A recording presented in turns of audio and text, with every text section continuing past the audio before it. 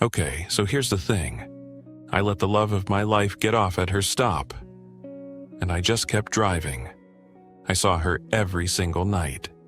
That last bus stop, 11:47 p.m., under a flickering streetlight, rain or shine. She was a silhouette against the wet pavement, waiting. A quiet constant in my dead-end routine. I drove a bus through Seattle's midnight veins, hauling ghosts and graveyard shift workers, and she was the last ghost of my night. For months, we didn't speak.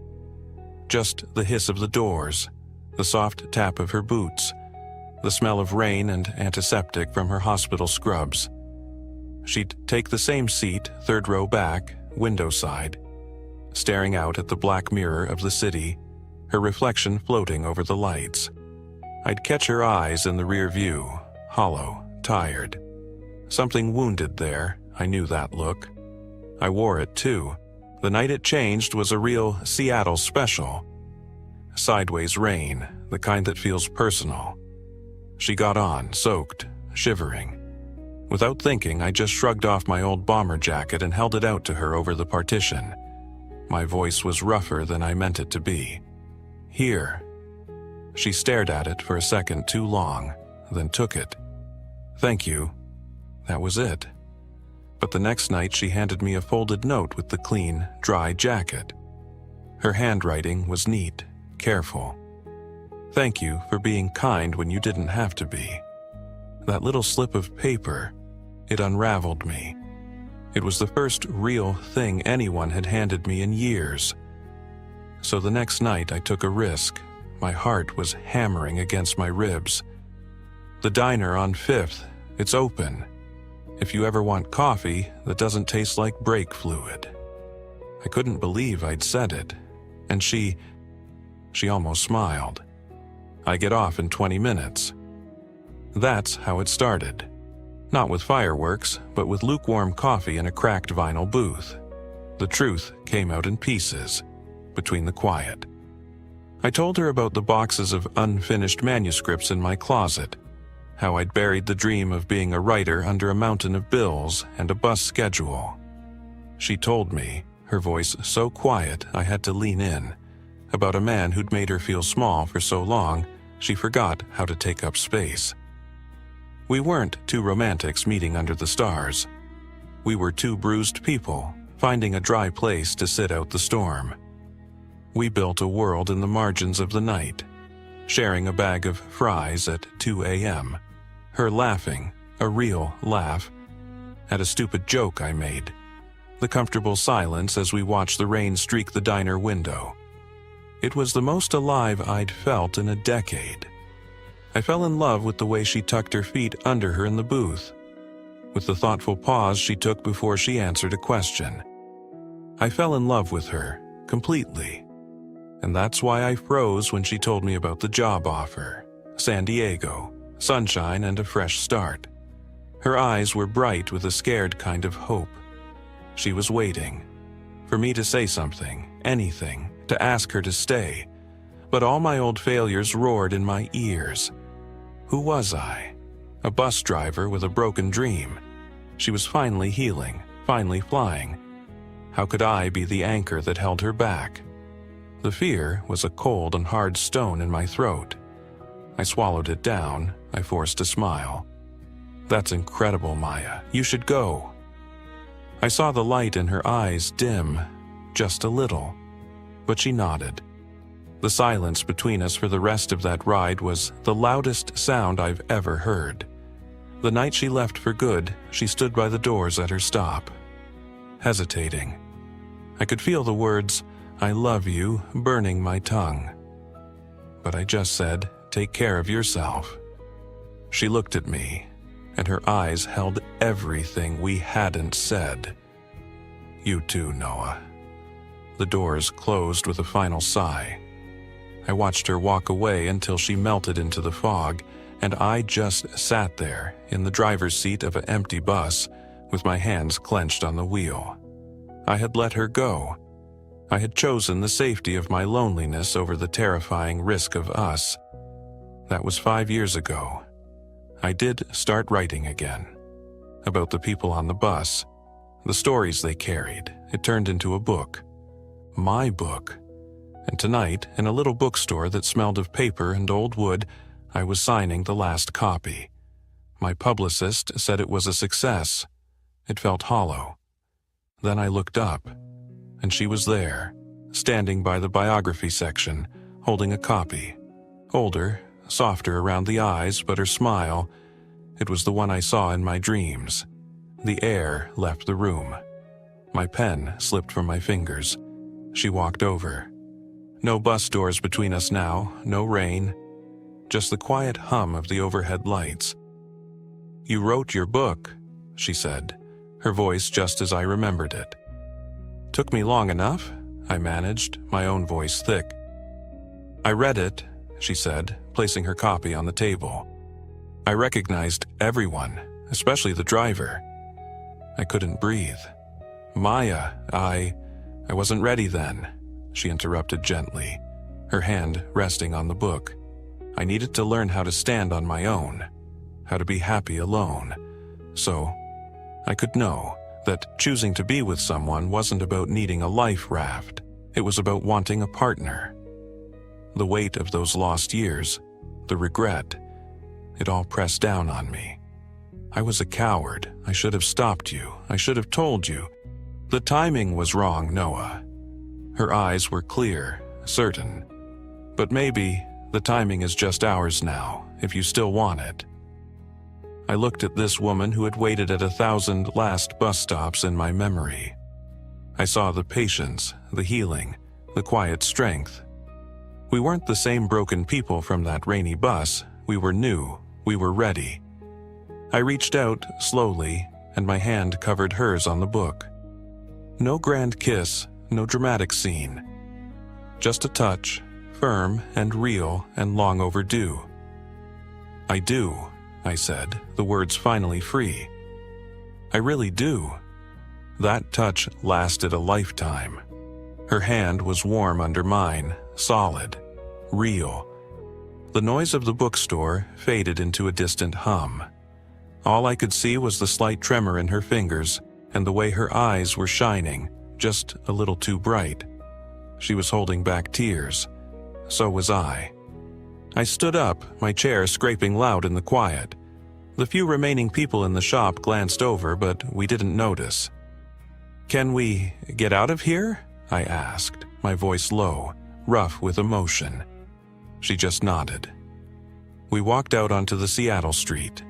A light, misting rain was falling, the kind that catches in your hair like glitter. It was the same rain from all those years ago, but it felt different now. Clean. We didn't have an umbrella.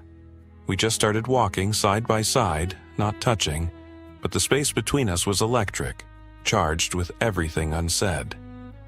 "I live here again," she said after a block, breaking the gentle silence. "Moved back 6 months ago. I work at a clinic up on Capitol Hill." "I still drive the bus," I said, and it didn't feel like a confession of failure anymore. It was just a fact. "Day shift now." She smiled, a real, full smile that reached her eyes.